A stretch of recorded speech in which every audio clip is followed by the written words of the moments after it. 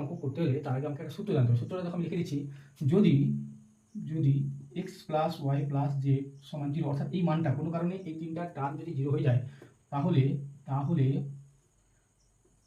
যদি x plus y plus z সমান 0 হয়, তাহলে x cube plus y cube plus z cube minus 3xy z equals to 0 হবে।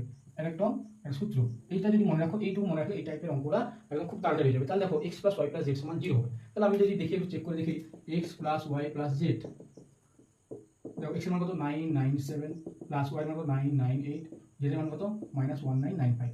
এখানে দেখতে পাচ্ছি দেখো 997 5998 9 হাতে 1998।